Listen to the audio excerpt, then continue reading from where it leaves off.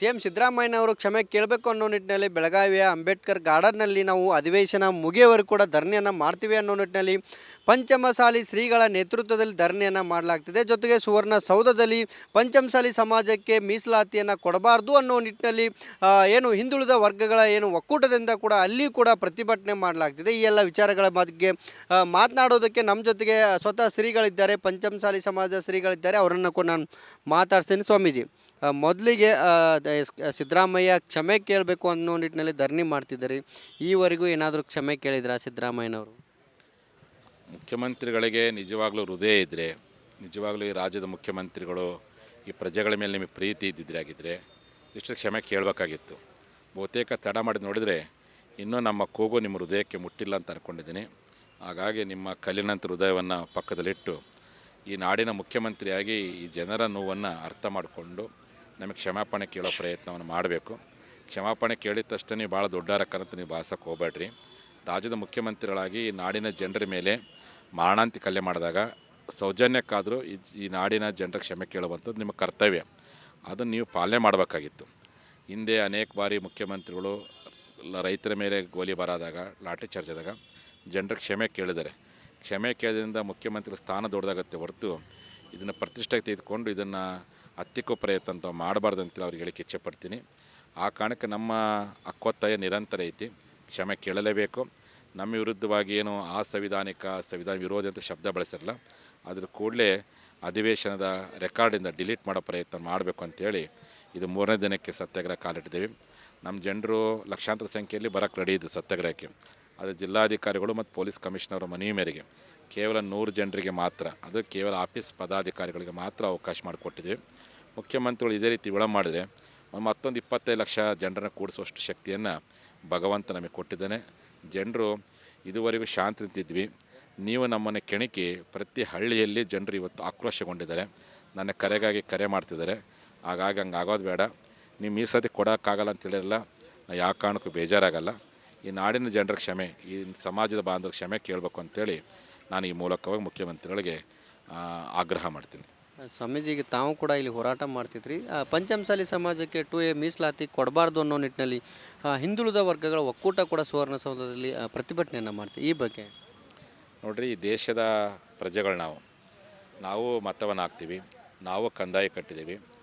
ದೇಶದಲ್ಲಿ ಹುಟ್ಟಿರ್ತಕ್ಕಂಥ ಪ್ರತಿಯೊಬ್ಬ ಪ್ರಜೆಗೂ ಸಹ ಅಂಬೇಡ್ಕರರ ಸಂವಿಧಾನದ ಆಶಯದಂತೆ ಹಕ್ಕನ್ನು ಕೇಳುವಂಥ ಅಧಿಕಾರ ಎಲ್ಲರಿಗೂ ಕೊಟ್ಟಿದ್ದಾರೆ.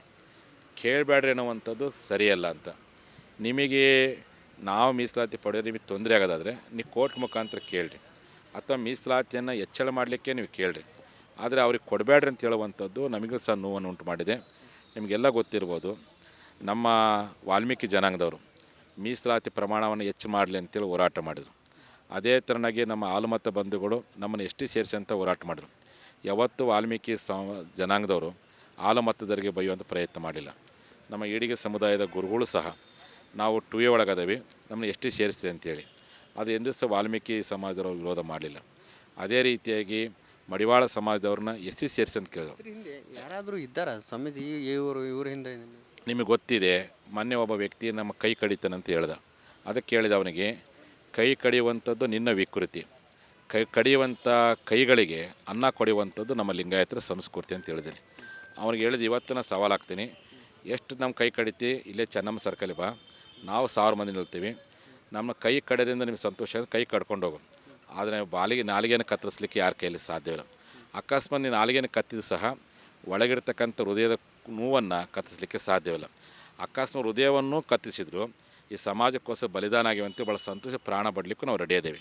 ಈ ರೀತಿಯಾಗಿ ಒಬ್ಬ ವ್ಯಕ್ತಿ, ಈ ರಾಜ್ಯದ ಒಬ್ಬ ಪ್ರಭಾವಿ ವ್ಯಕ್ತಿ, ಭಾಳ ದೊಡ್ಡ ಸಂವಿಧಾನ ಹುದ್ದೆಯಲ್ಲಿರ್ತಕ್ಕಂಥ ಒಬ್ಬ ವ್ಯಕ್ತಿ ಯಾವತ್ತೂ ಸಹ ಈ ರೀತಿಯಾಗಿ ಯಾರಾದರೂ ಒಬ್ಬ ಹಿಂದುಳಿದ ವ್ಯಕ್ತಿ ನಾಯಕ ಆಗ್ತಾನಪ್ಪ ಅಂದರೆ ಅವರನ್ನು ಹತ್ತಿಕ್ಕುವಂಥ ಪ್ರಯತ್ನ, ಯಾರಾದರೂ ಒಂದು ಹೋರಾಟ ಮಾಡ್ತಾರೆ ಅದು ವಿನಾಕಾರಣ. ನಾವು ಯಾವ ಲಿಂಗಾಯತರು ಯಾವ ಜಾತಿಗಳ ಬಗ್ಗೆಯೂ ವಿರೋಧಿಲ್ಲ. ಎಲ್ಲರೂ ಪ್ರೀತಿಯಿಂದ ಕಟ್ಕೊಳ್ಳುವಂಥ ಸಂಸ್ಕೃತಿ ಬಸವಣ್ಣ ಕೊಟ್ಟಿದ್ದಾರೆ. ಇವತ್ತು ಮೀಸಲಾತಿಯನ್ನು ನಾವೇನೋ 2A ಒಳಗೆ ಕೊಡಲೇಬೇಕು ಅಂತೇನು ಹೋರಾಟ ಮಾಡಿದ್ವಿಲ್ಲ, 2D ಅಂತ ಹೊಸ ಪ್ರವರ್ಗ ಕೊಟ್ಟರು, ಅದನ್ನು ಕೊಡ್ರಿ ಅಂತ ಕೇಳಕತ್ತೀವಿ. ಇದುವರೆಗೆ ನಾವು 2A ಕೇಳಿದ್ವಿ. ನಿಜ ನಿಮಗೆ ಕೊಡೋಕ್ಕಾಗಲ್ಲ ಅಂದಿರಲ್ಲ, 2D ಅಂತ ಬೊಮ್ಮಾಯಿ ಸರ್ಕಾರ ಕೊಡ್ತಿಲ್ಲ, ಅದನ್ನು ಕೊಡ್ರಿ. ಯಾವ ಸಮಾಜಕ್ಕೂ, ನಮಗೆ ಯಾವುದೇ ಸಮಾಜಕ್ಕೂ ಅನ್ಯಾಯವಾಗಬಾರ್ದು ಅನ್ನೋ ನಮ್ಮ ಕಳಕಳಿ ಐತಿ. ನೀವು ವಿನಾಕಾರಣ ಆ ಮುಗ್ಧ ಹಿಂದುಳಿದ ಸಮಾಜಗಳನ್ನು ಎತ್ತಿ ಕಟ್ಟಿ ನಮ್ಮ ಮೇಲೆ ತಪ್ಪು ತಿಳುವಳಿಕೆ ಮಾಡೋ ಪ್ರಯತ್ನ ಮಾಡೋಕೆ ಅವರೆಲ್ಲ ನಮ್ಮ ಸಹೋದರ ಸಮಾಜದವರು. ಅವ್ರ ಕಷ್ಟ ನಮಗೆ ಗೊತ್ತಿದೆ. ಯಾವ ಸಮಾಜಕ್ಕೂ ಅನ್ಯವಾಗದ ರೀತಿ ನಾನು ಕೇಳಕತ್ತಿ.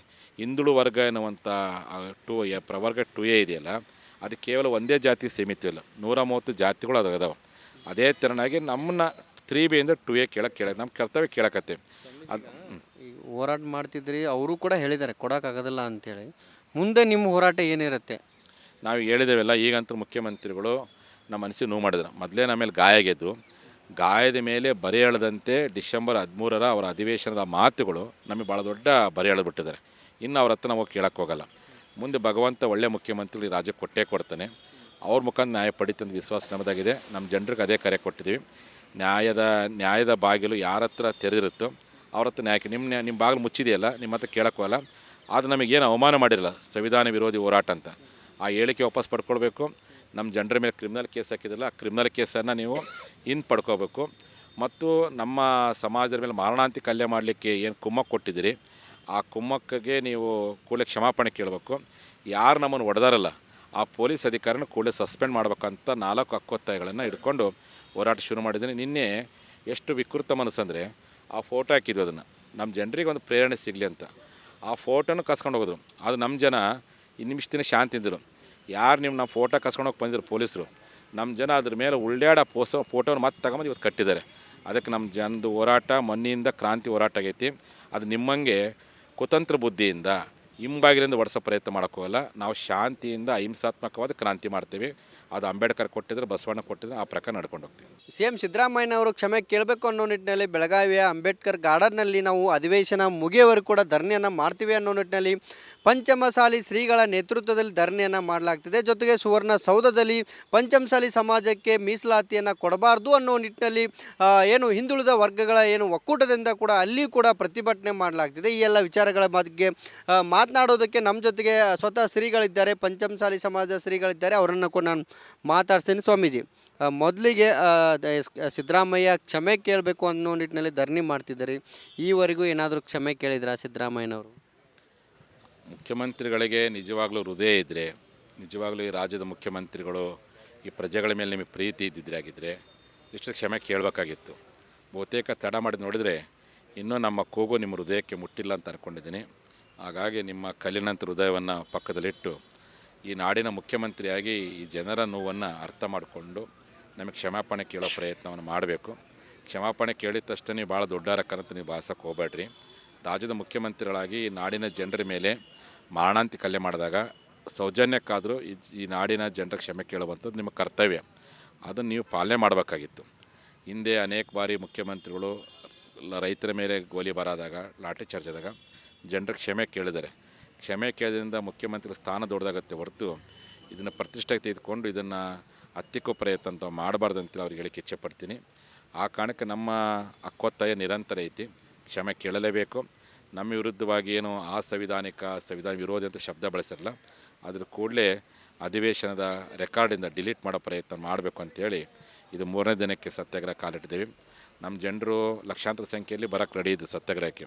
ಅದು ಜಿಲ್ಲಾಧಿಕಾರಿಗಳು ಮತ್ತು ಪೊಲೀಸ್ ಕಮಿಷನರ್ ಮನವಿ ಮೇರೆಗೆ ಕೇವಲ 100 ಜನರಿಗೆ ಮಾತ್ರ, ಅದು ಕೇವಲ ಆಫೀಸ್ ಪದಾಧಿಕಾರಿಗಳಿಗೆ ಮಾತ್ರ ಅವಕಾಶ ಮಾಡಿಕೊಟ್ಟಿದ್ದೀವಿ. ಮುಖ್ಯಮಂತ್ರಿಗಳು ಇದೇ ರೀತಿ ವಿಳಂಬ ಮಾಡಿದರೆ ಮತ್ತೊಂದು 25 ಲಕ್ಷ ಜನರನ್ನು ಕೂಡಿಸುವಷ್ಟು ಶಕ್ತಿಯನ್ನು ಭಗವಂತ ನಮಗೆ ಕೊಟ್ಟಿದ್ದಾನೆ. ಜನರು ಇದುವರೆಗೂ ಶಾಂತಿ ನಿಂತಿದ್ವಿ.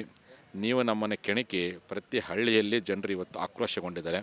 ನನ್ನ ಕರೆಗಾಗಿ ಕರೆ ಮಾಡ್ತಿದ್ದಾರೆ. ಹಾಗಾಗಿ ಹಂಗೆ ಆಗೋದು ಬೇಡ. ನೀವು ಈ ಸತಿ ಕೊಡೋಕ್ಕಾಗಲ್ಲ ಅಂತೇಳಿರಲ್ಲ, ಯಾವ ಕಾರಣಕ್ಕೂ ಬೇಜಾರಾಗಲ್ಲ.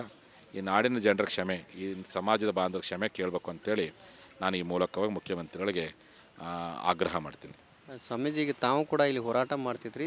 ಪಂಚಮಸಾಲಿ ಸಮಾಜಕ್ಕೆ 2A ಮೀಸಲಾತಿ ಕೊಡಬಾರ್ದು ಅನ್ನೋ ನಿಟ್ಟಿನಲ್ಲಿ ಹಿಂದುಳಿದ ವರ್ಗಗಳ ಒಕ್ಕೂಟ ಕೂಡ ಸುವರ್ಣಸೌಧದಲ್ಲಿ ಪ್ರತಿಭಟನೆಯನ್ನು ಮಾಡ್ತೀವಿ. ಈ ಬಗ್ಗೆ ನೋಡಿರಿ, ಈ ದೇಶದ ಪ್ರಜೆಗಳು ನಾವು ಮತವನ್ನು ಹಾಕ್ತೀವಿ, ನಾವು ಕಂದಾಯ ಕಟ್ಟಿದ್ದೀವಿ. ದೇಶದಲ್ಲಿ ಹುಟ್ಟಿರ್ತಕ್ಕಂಥ ಪ್ರತಿಯೊಬ್ಬ ಪ್ರಜೆಗೂ ಸಹ ಅಂಬೇಡ್ಕರರ ಸಂವಿಧಾನದ ಆಶಯದಂತೆ ಹಕ್ಕನ್ನು ಕೇಳುವಂಥ ಅಧಿಕಾರ ಎಲ್ಲರಿಗೂ ಕೊಟ್ಟಿದ್ದಾರೆ. ಕೇಳಬೇಡ್ರಿ ಅನ್ನುವಂಥದ್ದು ಸರಿಯಲ್ಲ ಅಂತ. ನಿಮಗೆ ನಾವು ಮೀಸಲಾತಿ ಪಡೆಯೋದು ನಿಮಗೆ ತೊಂದರೆ ಆಗೋದಾದರೆ ನೀವು ಕೋರ್ಟ್ ಮುಖಾಂತರ ಕೇಳಿರಿ, ಅಥವಾ ಮೀಸಲಾತಿಯನ್ನು ಹೆಚ್ಚಳ ಮಾಡಲಿಕ್ಕೆ ನೀವು ಕೇಳಿರಿ. ಆದರೆ ಅವ್ರಿಗೆ ಕೊಡಬೇಡ್ರಿ ಅಂತ ಹೇಳುವಂಥದ್ದು ನಮಗೂ ಸಹ ನೋವನ್ನು ಉಂಟು ಮಾಡಿದೆ. ನಿಮಗೆಲ್ಲ ಗೊತ್ತಿರ್ಬೋದು, ನಮ್ಮ ವಾಲ್ಮೀಕಿ ಜನಾಂಗದವರು ಮೀಸಲಾತಿ ಪ್ರಮಾಣವನ್ನು ಹೆಚ್ಚು ಮಾಡಲಿ ಅಂತೇಳಿ ಹೋರಾಟ ಮಾಡಿದರು. ಅದೇ ಥರನಾಗಿ ನಮ್ಮ ಹಾಲುಮತ ಬಂಧುಗಳು ನಮ್ಮನ್ನು ಎಸ್ ಟಿ ಸೇರಿಸಿ ಅಂತ ಹೋರಾಟ ಮಾಡಿದ್ರು. ಯಾವತ್ತು ವಾಲ್ಮೀಕಿ ಜನಾಂಗದವರು ಹಾಲುಮತದವರಿಗೆ ಬೈಯುವಂಥ ಪ್ರಯತ್ನ ಮಾಡಿಲ್ಲ. ನಮ್ಮ ಈಡಿಗೆ ಸಮುದಾಯದ ಗುರುಗಳು ಸಹ ನಾವು 2A ಒಳಗದವಿ, ನಮ್ಮನ್ನು ಎಸ್ ಟಿ ಸೇರಿಸ್ತೀವಿ ಅಂತೇಳಿ ಅದು ಎಂದೂ ಸಹ ವಾಲ್ಮೀಕಿ ಸಮಾಜದವರು ವಿರೋಧ ಮಾಡಲಿಲ್ಲ. ಅದೇ ರೀತಿಯಾಗಿ ಮಡಿವಾಳ ಸಮಾಜದವ್ರನ್ನ ಎಸ್ ಸಿ ಸೇರಿಸಿ ಅಂತ ಕೇಳಿದ್ರು. ಹಿಂದೆ ಯಾರಾದರೂ ಇದ್ದಾರಾ ಸ್ವಾಮೀಜಿ ಇವ್ರ ಹಿಂದೆ? ನಿಮಗೆ ಗೊತ್ತಿದೆ, ಮೊನ್ನೆ ಒಬ್ಬ ವ್ಯಕ್ತಿ ನಮ್ಮ ಕೈ ಕಡಿತಾನಂತ ಹೇಳ್ದ. ಅದಕ್ಕೆ ಕೇಳಿದ ಅವನಿಗೆ, ಕೈ ಕಡಿಯುವಂಥದ್ದು ನಿನ್ನ ವಿಕೃತಿ, ಕೈ ಕಡಿಯುವಂಥ ಕೈಗಳಿಗೆ ಅನ್ನ ಕೊಡುವಂಥದ್ದು ನಮ್ಮ ಲಿಂಗಾಯತರ ಸಂಸ್ಕೃತಿ ಅಂತ ಹೇಳಿದ್ದೀನಿ. ಅವನಿಗೆ ಹೇಳಿದ ಇವತ್ತು ನಾನು ಸವಾಲಾಗ್ತೀನಿ, ಎಷ್ಟು ನಮ್ಮ ಕೈ ಕಡಿತಿ ಇಲ್ಲೇ ಚೆನ್ನಮ್ಮ ಸರ್ಕಲ್ ಬಾ, ನಾವು 1000 ಮಂದಿ ನಿಲ್ತೀವಿ, ನಮ್ಮ ಕೈ ಕಡೆದಿಂದ ನಿಮಗೆ ಸಂತೋಷ ಅಂದರೆ ಕೈ ಕಡ್ಕೊಂಡು ಹೋಗು. ಆದರೆ ನಾಲಿಗೆಯನ್ನು ಕತ್ತರಿಸ್ಲಿಕ್ಕೆ ಯಾರ ಕೈಯಲ್ಲಿ ಸಾಧ್ಯವಿಲ್ಲ. ಅಕಸ್ಮಾತ್ ನೀನು ನಾಲಿಗೆಯನ್ನು ಕತ್ತಿದ ಸಹ ಒಳಗಿರ್ತಕ್ಕಂಥ ಹೃದಯದ ನೋವನ್ನು ಕತ್ತಿಸಲಿಕ್ಕೆ ಸಾಧ್ಯವಿಲ್ಲ. ಅಕಸ್ಮಾತ್ ಹೃದಯವನ್ನು ಕತ್ತಿಸಿದ್ರು ಈ ಸಮಾಜಕ್ಕೋಸ್ಕರ ಬಲಿದಾನ ಆಗಿವಂತೆ ಭಾಳ ಸಂತೋಷ, ಪ್ರಾಣ ಬಿಡಲಿಕ್ಕೂ ನಾವು ರೆಡಿ ಇದ್ದೇವೆ. ಈ ರೀತಿಯಾಗಿ ಒಬ್ಬ ವ್ಯಕ್ತಿ, ಈ ದೇಶದ ಈ ರಾಜ್ಯದ ಒಬ್ಬ ಪ್ರಭಾವಿ ವ್ಯಕ್ತಿ, ಭಾಳ ದೊಡ್ಡ ಸಂವಿಧಾನ ಹುದ್ದೆಲಿರ್ತಕ್ಕಂಥ ಒಬ್ಬ ವ್ಯಕ್ತಿ ಯಾವತ್ತೂ ಸಹ ಈ ರೀತಿಯಾಗಿ ಯಾರಾದರೂ ಒಬ್ಬ ಹಿಂದುಳಿದ ವ್ಯಕ್ತಿ ನಾಯಕ ಆಗ್ತಾನಪ್ಪ ಅಂದರೆ ಅವರನ್ನು ಹತ್ತಿಕ್ಕುವಂಥ ಪ್ರಯತ್ನ, ಯಾರಾದರೂ ಒಂದು ಹೋರಾಟ ಮಾಡ್ತಾರೆ ಅದು ವಿನಾಕಾರಣ. ನಾವು ಯಾವ ಲಿಂಗಾಯತರು ಯಾವ ಜಾತಿಗಳ ಬಗ್ಗೆಯೂ ವಿರೋಧಿಲ್ಲ, ಎಲ್ಲರೂ ಪ್ರೀತಿಯಿಂದ ಕಟ್ಕೊಳ್ಳುವಂಥ ಸಂಸ್ಕೃತಿ ಬಸವಣ್ಣ ಕೊಟ್ಟಿದ್ದಾರೆ. ಇವತ್ತು ಮೀಸಲಾತಿಯನ್ನು ನಾವೇನೋ 2A ಒಳಗೆ ಕೊಡಲೇಬೇಕು ಅಂತೇನು ಹೋರಾಟ ಮಾಡಿದ್ವಿಲ್ಲ, 2D ಅಂತ ಹೊಸ ಪ್ರವರ್ಗ ಕೊಟ್ಟರು, ಅದನ್ನು ಕೊಡ್ರಿ ಅಂತ ಕೇಳಕತ್ತೀವಿ. ಇದುವರೆಗೆ ನಾವು 2A ಕೇಳಿದ್ವಿ, ನಿಜ ನಿಮಗೆ ಕೊಡೋಕ್ಕಾಗಲ್ಲ ಅಂದಿರಲ್ಲ, 2D ಅಂತ ಬೊಮ್ಮಾಯಿ ಸರ್ಕಾರ ಕೊಡ್ತಿಲ್ಲ, ಅದನ್ನು ಕೊಡ್ರಿ. ಯಾವ ಸಮಾಜಕ್ಕೂ ನಮಗೆ ಯಾವುದೇ ಸಮಾಜಕ್ಕೂ ಅನ್ಯಾಯವಾಗಬಾರ್ದು ಅನ್ನೋ ನಮ್ಮ ಕಳಕಳಿ ಐತಿ. ನೀವು ವಿನಾಕಾರಣ ಆ ಮುಗ್ಧ ಹಿಂದುಳಿದ ಸಮಾಜಗಳನ್ನು ಎತ್ತಿ ಕಟ್ಟಿ ನಮ್ಮ ಮೇಲೆ ತಪ್ಪು ತಿಳುವಳಿಕೆ ಮಾಡೋ ಪ್ರಯತ್ನ ಮಾಡೋಕೆ, ಅವರೆಲ್ಲ ನಮ್ಮ ಸಹೋದರ ಸಮಾಜದವರು, ಅವ್ರ ಕಷ್ಟ ನಮಗೆ ಗೊತ್ತಿದೆ. ಯಾವ ಸಮಾಜಕ್ಕೂ ಅನ್ಯಾಯವಾಗದ ರೀತಿ ನಾನು ಕೇಳಕತ್ತಿ. ಹಿಂದುಳು ವರ್ಗ ಎನ್ನುವಂಥ ಪ್ರವರ್ಗ 2A ಇದೆಯಲ್ಲ, ಅದು ಕೇವಲ ಒಂದೇ ಜಾತಿಗೆ ಸೀಮಿತವಿಲ್ಲ, 130 ಜಾತಿಗಳು ಅದಾವೆ. ಅದೇ ಥರನಾಗಿ ನಮ್ಮನ್ನ 3Bಯಿಂದ 2A ಕೇಳಕ್ಕೆ ನಮ್ಮ ಕರ್ತವ್ಯ ಕೇಳಕತ್ತೆ. ಅದು ಹೋರಾಟ ಮಾಡ್ತಿದ್ರಿ, ಅವರು ಕೂಡ ಹೇಳಿದ್ದಾರೆ ಕೊಡೋಕ್ಕಾಗೋದಿಲ್ಲ ಅಂಥೇಳಿ. ಮುಂದೆ ನಿಮ್ಮ ಹೋರಾಟ ಏನಿರುತ್ತೆ? ನಾವು ಹೇಳಿದ್ದೇವೆಲ್ಲ, ಈಗಂತೂ ಮುಖ್ಯಮಂತ್ರಿಗಳು ನಮ್ಮ ಮನಸ್ಸಿಗೆ ನೋವು ಮಾಡಿದ್ರು. ಮೊದಲೇ ನಮ್ಮ ಮೇಲೆ ಗಾಯ ಆಗಿದ್ದು, ಗಾಯದ ಮೇಲೆ ಬರೆ ಎಳೆದಂತೆ ಡಿಸೆಂಬರ್ 13ರ ಅವರ ಅಧಿವೇಶನದ ಮಾತುಗಳು ನಮಗೆ ಭಾಳ ದೊಡ್ಡ ಬರೆ ಎಳೆದ್ಬಿಟ್ಟಿದ್ದಾರೆ. ಇನ್ನು ಅವ್ರ ಹತ್ರ ನಾವು ಕೇಳಕ್ಕೆ ಹೋಗಲ್ಲ. ಮುಂದೆ ಭಗವಂತ ಒಳ್ಳೆ ಮುಖ್ಯಮಂತ್ರಿ ರಾಜ್ಯಕ್ಕೆ ಕೊಟ್ಟೇ ಕೊಡ್ತಾನೆ, ಅವ್ರ ಮುಖಾಂತರ ನ್ಯಾಯ ಪಡಿತಂದು ವಿಶ್ವಾಸ ನಮ್ಮದಾಗಿದೆ. ನಮ್ಮ ಜನರಿಗೆ ಅದೇ ಕರೆ ಕೊಟ್ಟಿದ್ದೀವಿ. ನ್ಯಾಯದ ಬಾಗಿಲು ಯಾರ ಹತ್ರ ತೆರೆದಿರುತ್ತೋ ಅವ್ರ ಹತ್ರ ನ್ಯಾಯಕ್ಕೆ ನಿಮ್ಮ ಬಾಗಿಲು ಮುಚ್ಚಿದೆಯಲ್ಲ, ನಿಮ್ಮ ಹತ್ರ ಕೇಳಕ್ಕೆ ಹೋಗಲ್ಲ. ಆದರೆ ನಮಗೇನು ಅವಮಾನ ಮಾಡಿರಲ್ಲ ಸಂವಿಧಾನ ವಿರೋಧಿ ಹೋರಾಟ ಅಂತ, ಆ ಹೇಳಿಕೆ ವಾಪಸ್ ಪಡ್ಕೊಳ್ಬೇಕು. ನಮ್ಮ ಜನರ ಮೇಲೆ ಕ್ರಿಮಿನಲ್ ಕೇಸ್ ಹಾಕಿದಿಲ್ಲ, ಆ ಕ್ರಿಮಿನಲ್ ಕೇಸನ್ನು ನೀವು ಪಡ್ಕೋಬೇಕು. ಮತ್ತು ನಮ್ಮ ಸಮಾಜದ ಮೇಲೆ ಮಾರಣಾಂತಿಕ ಹಲ್ಲೆ ಮಾಡಲಿಕ್ಕೆ ಏನು ಕುಮ್ಮಕ್ಕು ಕೊಟ್ಟಿದ್ದೀರಿ, ಆ ಕುಮ್ಮಕ್ಕಿಗೆ ನೀವು ಕೂಡಲೇ ಕ್ಷಮಾಪಣೆ ಕೇಳಬೇಕು. ಯಾರು ನಮ್ಮನ್ನು ಹೊಡೆದಾರಲ್ಲ ಆ ಪೊಲೀಸ್ ಅಧಿಕಾರಿನ ಕೂಡಲೇ ಸಸ್ಪೆಂಡ್ ಮಾಡ್ಬೇಕಂತ 4 ಹಕ್ಕೊತ್ತಾಯಗಳನ್ನು ಇಟ್ಕೊಂಡು ಹೋರಾಟ ಶುರು ಮಾಡಿದ್ದೀನಿ. ನಿನ್ನೆ ಎಷ್ಟು ವಿಕೃತ ಮನಸ್ಸಂದರೆ, ಆ ಫೋಟೋ ಹಾಕಿದ್ವಿ, ಅದನ್ನು ನಮ್ಮ ಜನರಿಗೆ ಒಂದು ಪ್ರೇರಣೆ ಸಿಗಲಿ ಅಂತ ಆ ಫೋಟೋನು ಕಸ್ಕೊಂಡು ಹೋಗೋದು. ಅದು ನಮ್ಮ ಜನ ನಿಮಿಷ ದಿನ ಶಾಂತಿ ಇದ್ದರು. ಯಾರು ನಮ್ಮ ಫೋಟೋ ಕಸ್ಕೊಂಡು ಹೋಗಿ ಬಂದಿದ್ರು ಪೊಲೀಸರು, ನಮ್ಮ ಜನ ಅದ್ರ ಮೇಲೆ ಉಳ್ಳಾಡ ಫೋಟೋನ ಮತ್ತೆ ತಗೊಂಬಂದು ಇವತ್ತು ಕಟ್ಟಿದ್ದಾರೆ. ಅದಕ್ಕೆ ನಮ್ಮ ಜನದ ಹೋರಾಟ ಮೊನ್ನೆಯಿಂದ ಕ್ರಾಂತಿ ಹೋರಾಟ ಆಗೈತಿ. ಅದು ನಿಮ್ಮಂಗೆ ಕುತಂತ್ರ ಬುದ್ಧಿಯಿಂದ ಹಿಂಬಾಗಿಲಿಂದ ಒಡಿಸೋ ಪ್ರಯತ್ನ ಮಾಡೋಕ್ಕೋಗಲ್ಲ. ನಾವು ಶಾಂತಿಯಿಂದ ಅಹಿಂಸಾತ್ಮಕವಾದ ಕ್ರಾಂತಿ ಮಾಡ್ತೀವಿ. ಅದು ಅಂಬೇಡ್ಕರ್ ಕೊಟ್ಟಿದ್ರೆ, ಬಸವಣ್ಣ ಕೊಟ್ಟಿದ್ರೆ, ಆ ಪ್ರಕಾರ ನಡ್ಕೊಂಡು ಹೋಗ್ತೀವಿ. ಇದಿಷ್ಟು ಸ್ವಾಮೀಜಿಗಳು ಹೇಳ್ತಿರುವಂಥದ್ದು. ಏನು ಸಿದ್ದರಾಮಯ್ಯ ಏನು ಹೇಳ್ತಾರೆ, ತಮ್ಮ ಹೇಳಿಕೆಯನ್ನು ವಾಪಸ್ ಪಡಬೇಕು, ಜೊತೆಗೆ ಕ್ರಿಮಿನಲ್ ಕೇಸ್ಗಳನ್ನು ಕೂಡ ವಾಪಸ್ ಪಡಬೇಕು, ಜೊತೆಗೆ ಏನು ಅಧಿಕಾರಿಗಳು ಲಾಠಿ ಪ್ರಹಾರ ಮಾಡಿದ್ದಾರೆ ಅವರನ್ನು ವಜಾ ಮಾಡಬೇಕು, ಜೊತೆಗೆ ನಾವು ಏನು ಸಮಾಜಕ್ಕೆ ಏನು ಮೀಸಲಾತಿ ಕೊಡೋದಿಲ್ಲ ಅನ್ನೋ ಒಂದು ಮಾತನ್ನು ಹೇಳಿದ್ದಾರೆ. ಹಾಗಾಗಿ ನಾವು ಅವ್ರ ಕಡೆ ಹೋಗೋದಿಲ್ಲ, ಯಾರು ನಮಗೆ ಕೊಡ್ತೀವಿ ಅಂತಾರೆ ಆ ಒಂದು ಮುಖ್ಯಮಂತ್ರಿಗಳ ಬಳಿಗೆ ಹೋಗ್ತೀವಿ ಅನ್ನೋ ಒಂದು ಮಾತನ್ನು ಕೂಡ ಶ್ರೀಗಳು ಹೇಳಿರುವಂಥದ್ದು. ಕ್ಯಾಮ್ರಾ ಪರ್ಸನ್ ಮಾಂತೇಶ್ ಜೊತೆ ಮೈಲಾ ರಿಪೋರ್ಟರ್, ರಿಪಬ್ಲಿಕ್ ಕನ್ನಡ, ಬೆಳಗಾವಿ.